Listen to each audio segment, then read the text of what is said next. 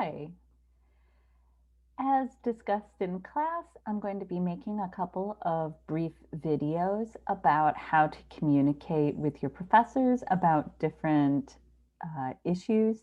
Today, I'm going to be making a hopefully short video about how to email your professors and a little short epilogue to that video that's going to talk to you about what to call your professors and why it matters, at least to them, and why that might make it matter to you. Okay, so basically, in terms of emails, I just basically want to talk to you about information that you ought to include and how you want to frame your emails in order to have effective communication with your professors and to avoid some of the most common problems that students encounter when they're trying to communicate with their professors electronically. Number one, just be aware of the information that you already do and do not convey to your professors through your email characteristics, such as your email address. Uh, Number one, a lot of my students often are using email addresses that they either share with family members, in which case often they are going to have an email address that might give me a clue as to their last name or their family name, but not to their first name. And actually, a lot of my students have the same last names. And so one thing you want to be really careful about is not to assume that I can tell who you are from your email address. This goes double for when you have an email address that's a Gmail address that has absolutely nothing to do with your name. It's really kind of shocking how many times students will send me an email and not realize that I literally have no way of telling who they are. I've had many times when a student sends me an email that appears to be, I guess, from their parents' email address or from something like, I'm going to make one up, like Dog Lover 76. And somehow I'm supposed to psychically know, one, that it's from a student, and two, which student it's from. So, number one, be aware of that. Number two, and this is going to be related to that, basically, I'm going to kind of give you a format, a basic format for your emails to send in class. This is probably also going to be useful in any other professional or semi-professional situation. So number one, with all of this related, the first thing that you want to be thinking about is the header of the email. This is kind of what's next to the RE. What you want in there is a brief description of the reason for the email. This is going to make it a lot easier for your professor to understand what the urgency level is and that it is from a student, because it can be very easy.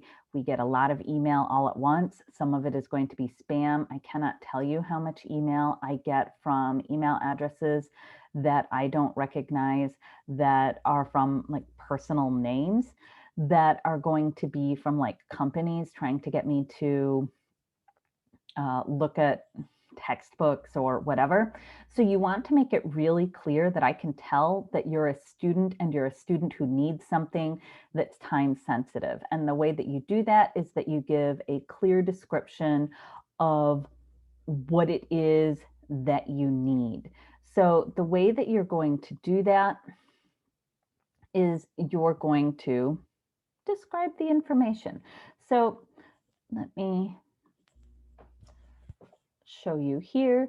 What you want to do is you want to have a brief description of the reason for your email. So something like that might be something like request for paper extension. I'm going to know that that's a student. I'm going to know exactly what it is that they need, and I'm going to know that they need my attention and my reply really quickly, because if you're looking for a paper extension, that paper is probably due in the next couple of days. And for my reply to be useful, you need that information kind of now, right? So that's going to help me. If what you're going to be telling me is that you're missing class for some reason, or that you've had some kind of a family emergency and it's going to have a big effect on the class.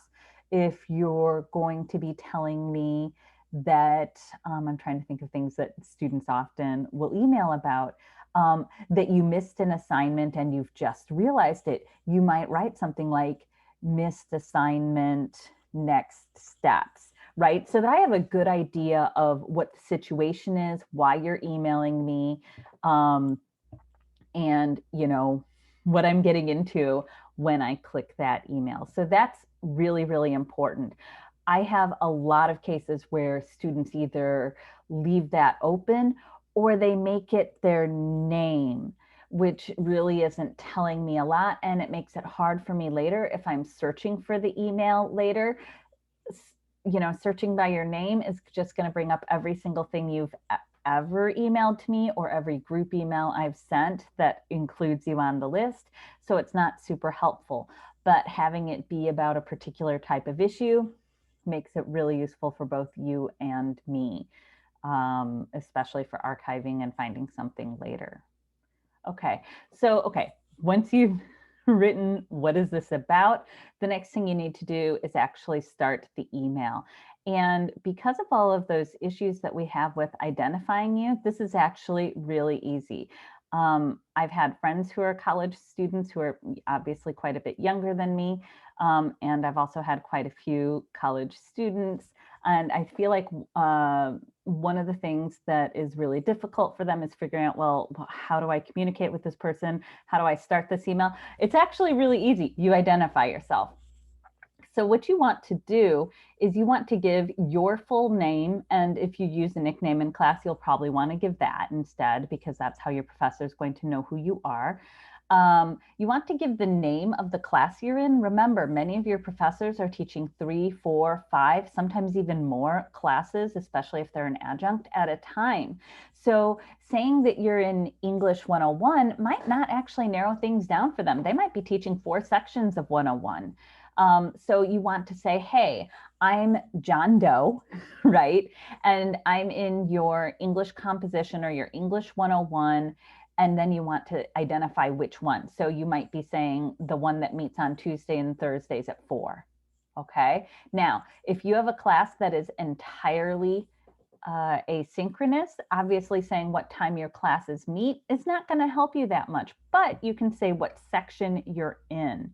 And for those of you, if you're in an asynchronous class, you're going to have some kind of a class web page, and that is going to have your class section on it. So let me show you where you would find that if you use Blackboard, and it's probably in a pretty similar place if you're in a different course system. So if you look here, this is the student preview version of Blackboard. If you look over here in the corner, you'll see here it's got the term that we're in, the spring term. Here's the name of the class. Here's the section of the class, or the number of the class, English 101. And then next to it is a number, 1400. That's the section that you were in. Right now, our class isn't all asynchronous, so it's actually for this class much more useful for us to say, hey, it's the Tuesday, Thursday, 2 o'clock. But if it were asynchronous, the way that your professor would tell all of their sections apart would be by that number, by that 1400. It's 101-1400. And that's how you'd let them know what section you're in. That information is important to them because otherwise, like I currently, have 120 students. I have some semesters when I have 100, I have 150 students, or more, right? One, they may have similar names, they may have the same last name. So again, your emails might not be that useful.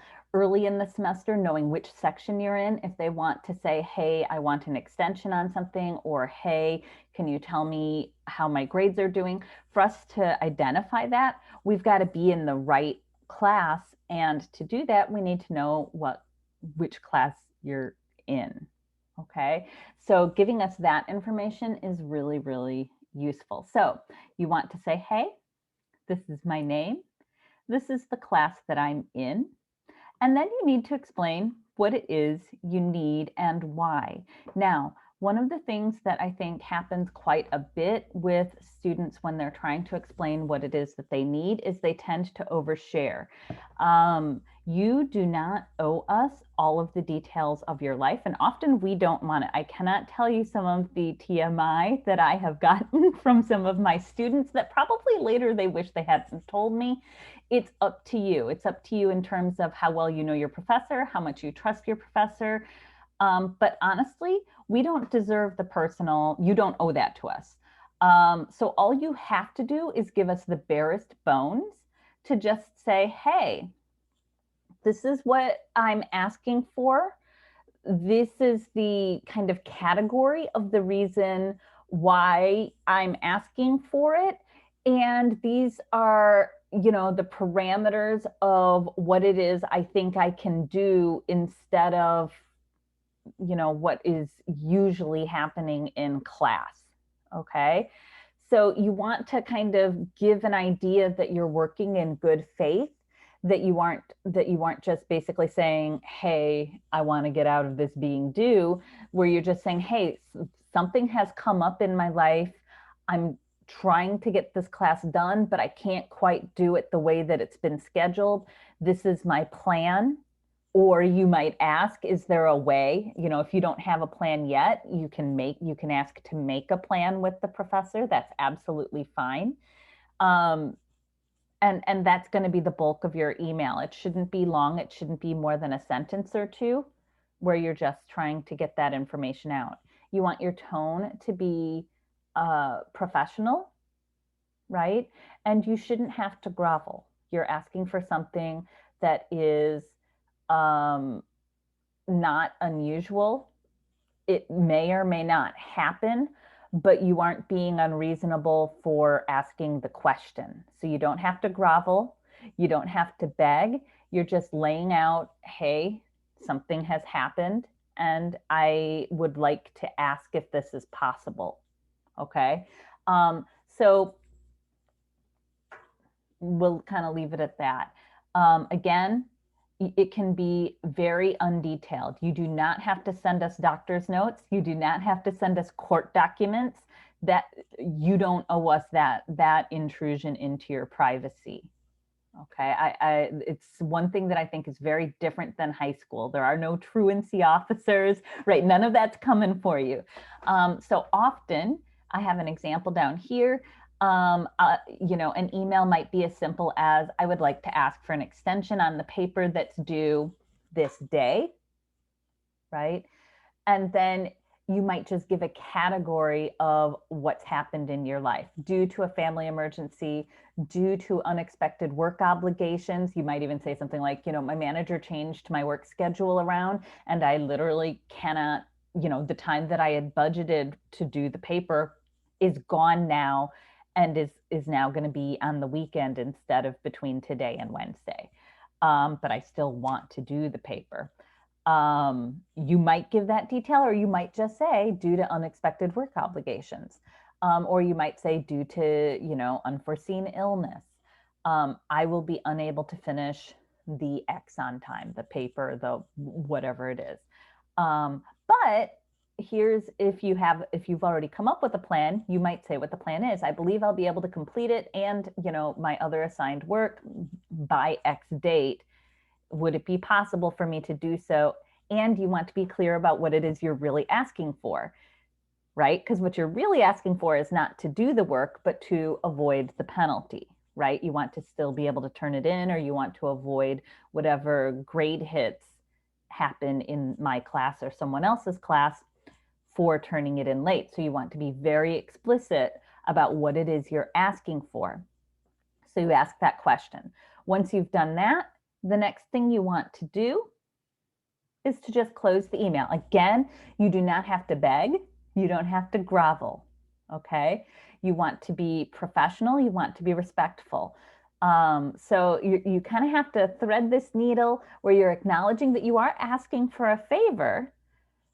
You want to kind of demonstrate that you're doing so in good faith and that they have the option to say no, but You don't have to like fling yourself on the floor, right? Okay, so an example of this that you can use, a script for that is, thank you for considering my request. Please let me know, because they got to get on this so that as soon as possible. And I will be working on the paper as best as I can in these circumstances in the meantime. So what you're doing there is you're demonstrating that you're taking the class seriously. You're demonstrating good faith. You're reminding them that you're trying to be a student in good standing, and then you just finish with your name. Okay, so this is one way to do an email. It would be very short. As you can see, this is a 3-4 sentence email. It doesn't have a lot of detail. I've had students give me detail.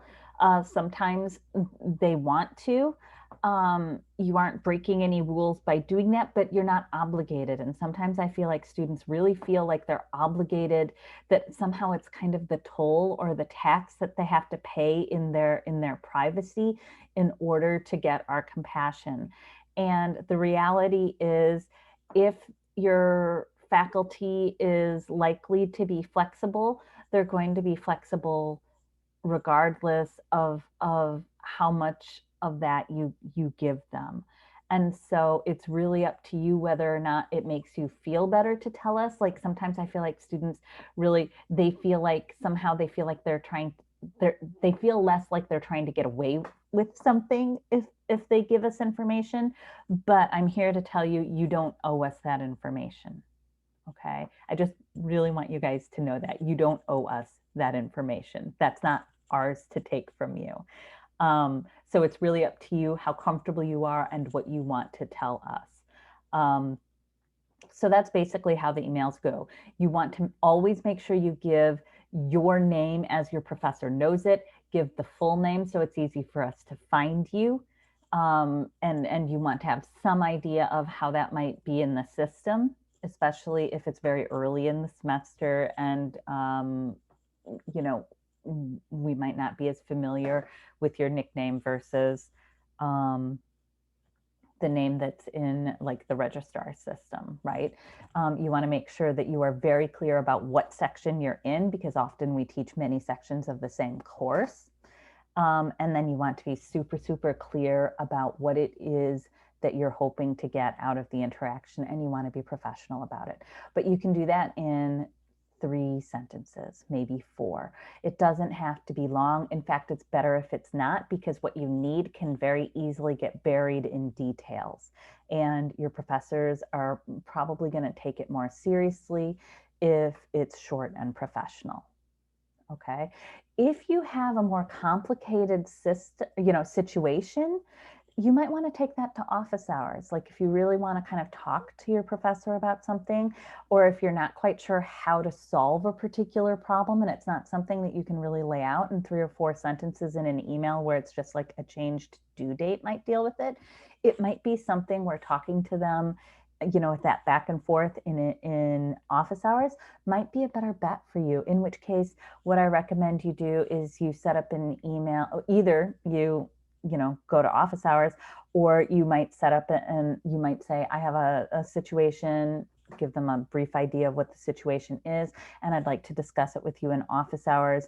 If they have flexible office hours or their office hours don't work with you, you might give them a list of days and times or ranges of days and times and ask if any of them work for them. And that's going to go a long way to making it easy for them.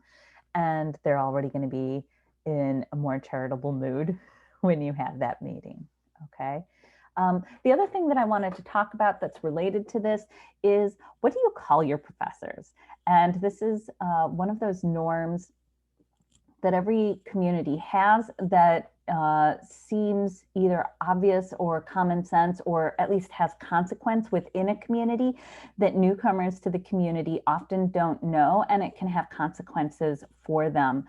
And so I just wanted to talk to you really briefly about that, because it's something I wish somebody had taken me aside to explain much earlier in my academic career. And it's also related to things like, well, how do you address your email to your professor, particularly if it's before your first class meeting? Number one, off the bat, you're always safe assuming professor. So if you just call them professor last name, not professor first name, professor last name, that's a safe place to just start with. If they want you to call them something else, they will then correct you. Okay. But to back up a little bit, what you call someone in academia uh, basically projects onto them your assumptions about their job or their credentials or potentially their lack of those. And so you might accidentally convey information to your professor that you didn't intend to. So, for example, if you call someone doctor, it means that you think that they have a doctorate or an equivalent degree in their field, right? If you call them Mr. or Ms., it suggests that you presume that they don't, right? Depending on the institution and the country, calling someone professor might indicate the type of employment that they have at the university, by which I mean at some schools, calling someone professor means they have a very particular type of contract at the school. Now, at BMCC, lots of people who don't have that kind of contract also are called professor, and that's okay. That's one of the reasons why I say it's, call someone professor if they'd rather be called Ms. or Ms. Ms. or Mr. or Mrs., they'll tell you. Or if they'd prefer to be called doctor, they'll tell you. But professor is pretty safe. They're teaching the class. And if you promote somebody, they're generally going to take that better than if you demote them, if that makes sense. One of the reasons why people can get a little touchy about it is often we have a fair amount of evidence that demotion, people kind of not getting called the titles that they're entitled to, tends to happen more to women, and it tends to happen to people who aren't white. So white males tend to get either promoted or called the appropriate title a lot more, or significantly more, than women and people of color. And we notice that, and we kind of look into the side and kind of go, okay. So you don't want to give the impression that you aren't granting those professors the same amount of respect, even if it's accidental. So it's generally a good idea. Call everybody professor. They might ask something else. Another kind of rule, never call anybody by their first name unless they ask you to. This includes calling somebody professor first name or Miss or Mr. first name. That's super informal, and many of your professors will kind of look askance at that, and they're not going to necessarily like it. They'll probably correct you. Just be aware. Again, it's always safer to call them professor or professor last name. Okay.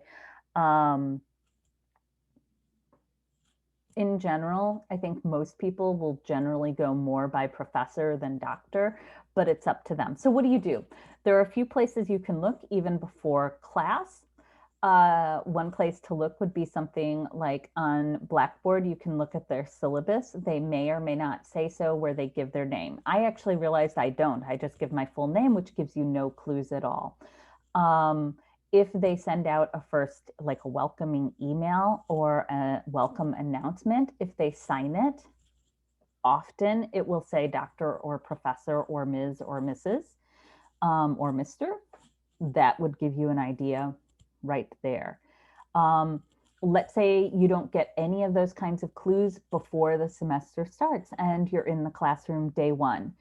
Pay attention to how they introduce themselves. Do they introduce themselves as doctor, or Mr. or Ms. or professor? Follow their lead. However they name themselves on that first day, do that. Alternatively, if you're feeling, if you're a little bit more outgoing, just raise your hand and ask. No one's ever going to think that's rude. So you just raise your hand and you say, how would you like us to call you? Or what would you prefer to be called? No one is ever going to take that wrong. And once people realize that that's actually an issue they probably never realized was an issue, your classmates are probably going to be super relieved to know. Let's say the first class goes by in a, flash like they often do, and you realize it was never resolved. Your next option is one, call them professor in the email, um, the first email you have, or just call them professor, see if they uh, correct you in any way. Same thing in an email. Anytime if you address someone, call them the more formal, the more respectful thing, and then see when they reply if they correct you. If they don't correct you, you could probably just stick to that form of address and you're probably good to go. Okay, I hope that was helpful. I hope I didn't give anybody anxiety about that. In general, assuming there are no other reasons why somebody would think you were being disrespectful, most of us know that, nobody came out of the womb in academia, right? So generally, it's not like we are thinking you guys are coming in trying to be disrespectful. The only times where I've gotten a little bit irritable about it is if I've corrected someone and they keep insisting on demoting me, then it starts to feel a little bit on purpose, right? But generally, we're going to give our students the benefit of the doubt. Just be aware that it is something, especially if someone's having a bad day or they've had a string of people who've been demoting them, that it might hit the wrong way at some point. So just so that you know that it's an issue, it's just one of the norms in this new community that you're part of. It's one of those inside rules, like a secret handshake, that once you notice it, you'll notice it's everywhere. But until you notice it, you might accidentally do the handshake wrong. Okay, I hope that's helpful. I hope you guys are having a good day. Take care of yourselves, and I'll see you in class. Take care.